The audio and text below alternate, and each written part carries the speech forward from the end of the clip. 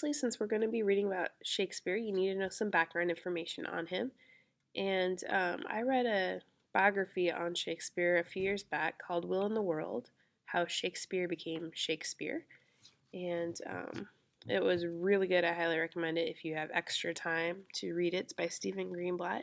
However, it is not required for the course, so don't go home and freak out that you have to read this whole book. So, just to summarize what was in the book, sorry, I don't like Prezzies that much. They go all sideways and whatnot on me. It's been a while since I made this one. So anyway, William Shakespeare was born in a town called Stratford upon Avon, and it's about 100 miles outside of London. So I would think of it kind of like Roland compared to Des Moines. So I don't know if that's exactly 100 miles, but pretty close. So you had a small town, but it's not terribly far away from a bigger city. And yeah, you wouldn't want to like drive back and forth every single day, but you could definitely make a weekend out of going down to Des Moines if you lived in Roland. Same thing with Stratford upon Avon. And Shakespeare's parents, well, first of all, back then, obviously women didn't work, but his father, William, did. And William had a couple different jobs. One, he was a tanner, which meant that he took animal hide and tanned it to make it usable as leather. And he specifically made women's gloves with the leather that he made, which sounds kind of weird, but it's actually really difficult work. First, making the hide like leather and then doing the intricate sewing of such a small thing. So it was not an easy job. And back in that day and age, your son would usually come to work with you after they were done with school, if they even did go to school. And school usually ended at about eighth grade. And they would learn your trade of how to make gloves in that case, or whatever it was that the father did. And then the son would take over that family business later on when he was an adult. However, Shakespeare didn't follow that path, and he took an unusual route. However, not everything is exactly known about that route. One of the things that we know is that Shakespeare's father, William, um, wasn't just a tanner.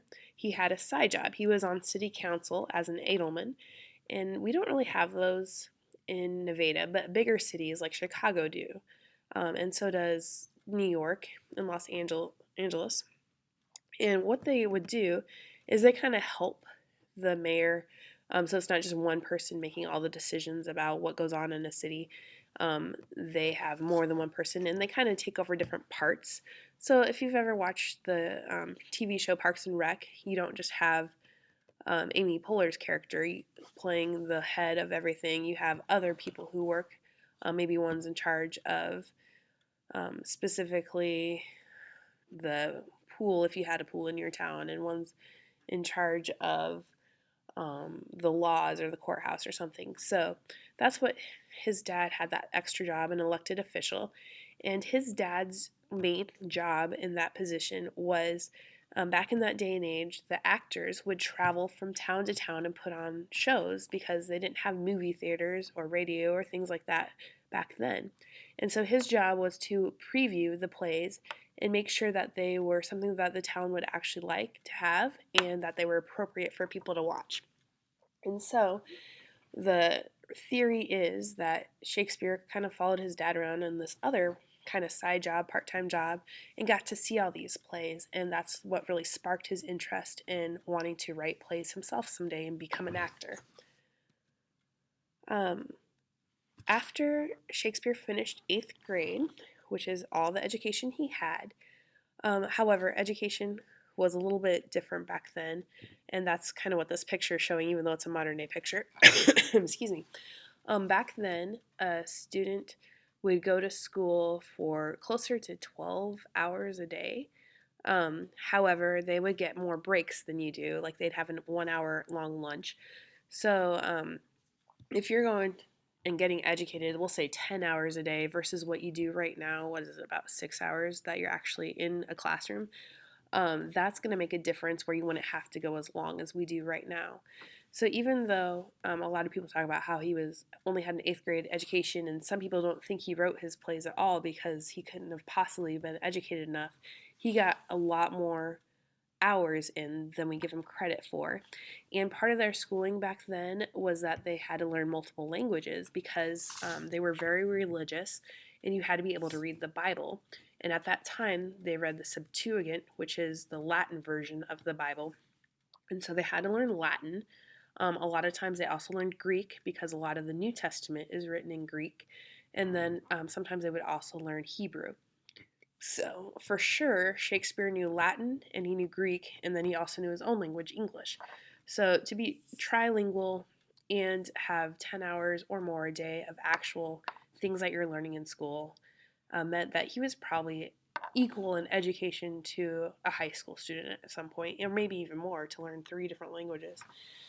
But this picture, what this represents, is after Shakespeare got out of school, he did not follow his dad's footprints and become a tanner or an alderman like his dad was. Instead, he became a tutor at a Catholic school. And during this time period, there was a lot of back and forth in the country of England, which you'll learn about in the other video, about whether people should be Catholic or Anglican or Protestant because of the way Europe was going right now with the Catholic Church, or not right now, but in that time period, and who was in charge. So at the time, it was not always a good thing to be a Catholic. And so in the biography that I read, it said that when Shakespeare worked at that school, um, his principal, which is called a headmaster, was secretly Catholic, but the Protestants were in charge at the time. And so if they found out that you were Catholic, it was really bad. And so they took the headmaster and they tied him up to a table and they gutted him. And so, if you don't know what that means, they cut open his stomach and pulled out his intestines and his guts. And so he saw like his innards as he was dying, which is really gross. And the reason I bring up that story is not to like freak you out or gross you out, but no historians know for sure if William Shakespeare was Catholic, if he was Protestant, if he was atheist, or anything like that. And a lot of it has to do with, well, maybe he got the crap scared out of him by seeing that when he was a tutor at that school. Like, oh, you better keep your religion to yourself, or otherwise people will find out. But it was even more complicated that because people actually had to take attendance at their churches and everything. It was crazy. So this picture kind of represents the craziness.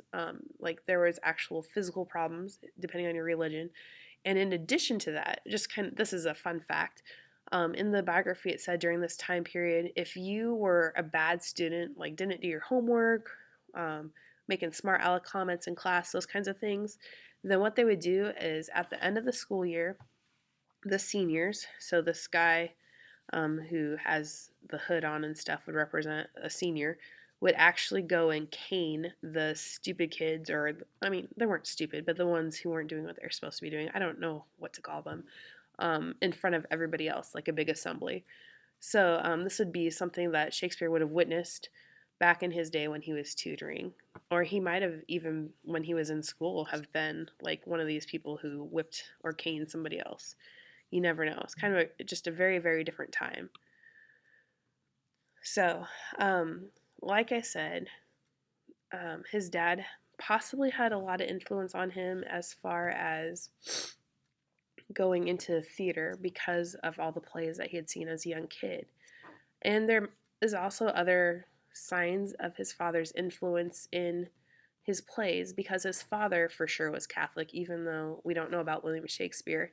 And in his plays, he makes a lot of allusions to biblical things, a lot of talk about different religious ceremonies and different things that are part of the Catholic Church.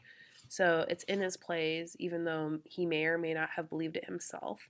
There's also a line in Romeo and Juliet where Romeo wishes he was a glove upon her hand so that he could touch her face. And that possibly, I mean, who gets a weird idea like that? Who wants to be a glove so you can touch someone's face? So maybe that just randomly came out from the fact that his dad made ladies' gloves. Like, nobody would have thought of that if you hadn't been around gloves your whole life. So I already mentioned the Catholic thing. I just forgot about how I had these in order on my Prezi. I already talked about the tutoring thing. So during his lifetime, Queen Elizabeth was queen most of his lifetime, although there were other kings and queens involved. And if you don't know anything about Queen Elizabeth, I'll talk about that a little bit in the other video. But she is known as the Virgin Queen who dedicated her life to taking care of England. And during her span as queen, it was called the Golden Era. And she really, really liked plays. So after Shakespeare was done as his job being a tutor, he got into being an actor, and he got really famous. Like everybody knew who he was. He was a good actor. Like think of your any famous actors right now, like your Brad Pitts or your Tom Hanks or younger people if you want. And his group of actors he was a part of, he became a partner in the company, so he owned part of the company, and they were called the Lord's Men. And the Queen and other rich people would actually pay their acting company to come to their homes or their castle or wherever it was that they lived and put on private plays just for those rich people to watch within their homes. And during this time period, there's not a lot known, but they think that Queen Elizabeth really got Shakespeare up to that level of stardom because she paid for him to come to her home and put on plays, and she supported him in his work in general. And of course, people are going to kind of like whatever your queen or whatever is doing, so they went to his plays and supported him also. There's a little bit of controversy, not everything is known here either. Excuse me. But when Shakespeare was 18, which is not that weird at this age, he got married. Back in their time period, which I'll talk a little bit in a different video, he was kind of normal in that back then, a guy either learned a trade from his parents and took over that business or went on his own, which is what Shakespeare did, or they could go on to college and become super educated, a scholar. And but basically, whatever the guy chose to do, when they were done doing that or settled into their career, whatever it was, and had enough money, they would get married and start a home and a family. So, considering that Shakespeare was done with school in 8th grade and had been a tutor and then gotten into acting, it was totally normal at the age of 18 to get married. Where now, not too many people get married at the age of 18. I think I said 20 a second ago. 18. However, what was weird is that in their day and age, a woman basically had no rights at all. And occasionally they would go to school, but not very often. And if they did, they wouldn't go on to college, definitely. And they weren't learning a trade from their mom because the moms didn't work. So basically, you had three paths if you were a woman for the most part. Path one was the normal route. You would get married as soon as you hit puberty, or sometimes earlier, depending on if your parents had betrothed you or promised you to marry somebody else. So it was actually normal for people to get married at like age 11 or anywhere from like 11 to 16 for the women. That was pretty normal. Your second path is for whatever reason, maybe your family was super poor and you needed to feed people, or maybe you had sex out of wedlock and you got pregnant or something like that happened. Then you could actually become a prostitute. And there's some really strange histories about prostitution. But the prostitutes weren't kind of like what they are now. Um, in fact, some brothels, which are houses of prostitution, were even run by priests because they wanted the women to have a way out. They were trying to help them be prostitutes in the safest way possible and earn enough money where they could get out of the business and move on to something good. And then your third route is you could become a nun. So you could forsake ever getting married or having kids and just devote your entire life to the church. So almost for everybody, those were your three paths. Of course, you could be like a servant, but that was equal to men, so it was a little different there too. Um, sorry, I have a cold.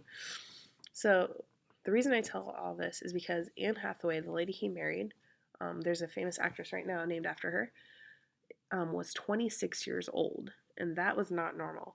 So back in their day and age, there's not a lot written about her, but most people would have thought that there was probably something wrong with her. Like, why wouldn't somebody marry her at age 12 versus 26? There's a huge gap there, and people didn't live as long.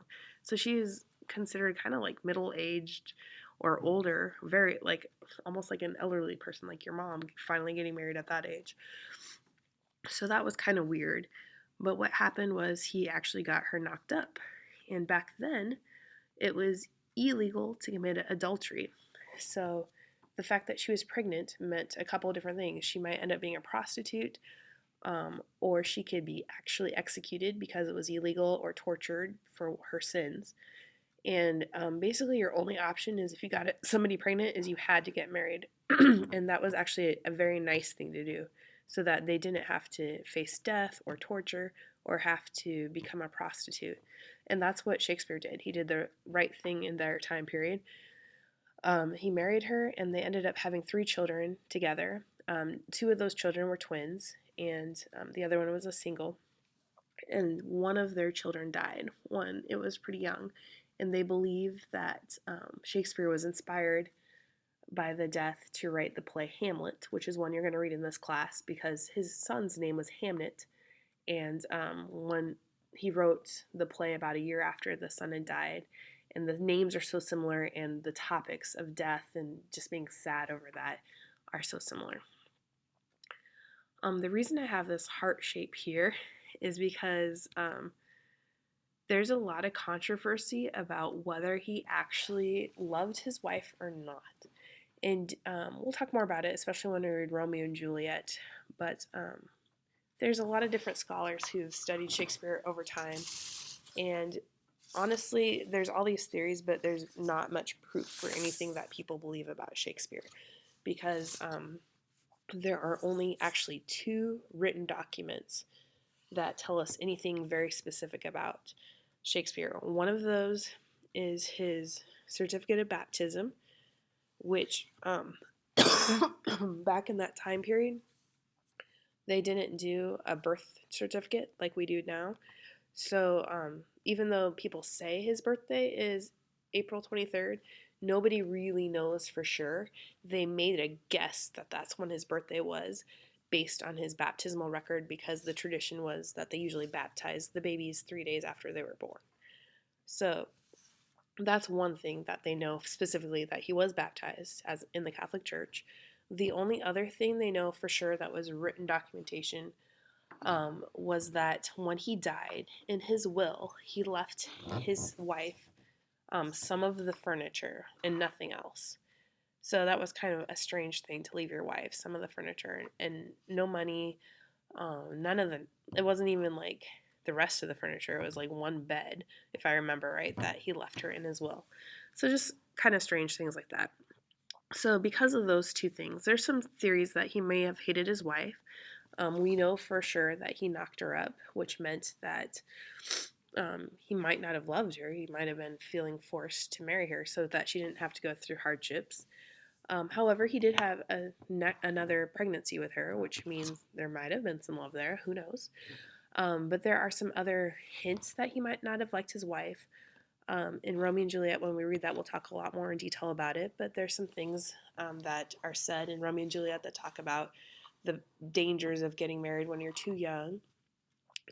There's also, we'll talk more about it with his sonnets, but there's some theories with his sonnets that he may or may not have been homosexual, because in his sonnets he writes the first more than half of them directed to a male, and some of them are kind of like, that's more something you would say to a woman versus a man.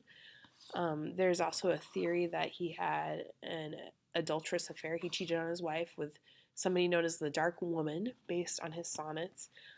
So lots and lots of theories out there, but nobody really knows for sure. And then Oh, sorry, one more thing I remembered about his wife. Um, when he became big in London with his plays, what he did is he sent his wife and kids to live with his parents up in Stratford upon Avon. So again, that'd be like him living down in Des Moines, and they're up in Roland. And he would definitely visit them once in a while, but it was more like once every 6 months versus like every weekend or things like that. So there was definitely not a lot of contact between the two anymore when he got big.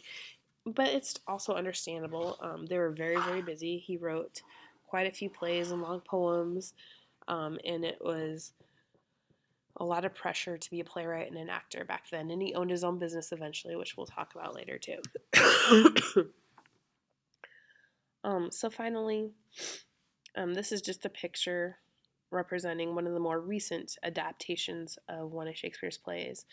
But Shakespeare ended up in his lifetime writing 154 sonnets that were separate. He actually wrote some sonnets within his plays. And a sonnet is a very tricky kind of poem, which we'll talk more about later. He wrote 37 plays, and these plays, there's lots of rumors and legends and stuff about those too. But one of the things that you need to know is that Shakespeare didn't write all of his plays just by himself. He always had partners and help and assistance in writing those plays. So, yes, we give him credit, but they weren't completely on his own. However, um, he was the common thread between all the plays because his partners and assistants and people who helped him were different every time on his plays. And his other big part of his work was he wrote 4 long poems. And when I say long, they were long enough to be entire books by themselves, that kind of long poem. If you've ever read Beowulf and World Lit, that kind of poem, where it's really, really long. Excuse me. So we'll read at least one of those poems in this class. But I just wanted to give you some background information on Shakespeare and what's actually known about him. And you're going to have a little discussion question to be writing. So make sure you look for that underneath the video. Have a great day.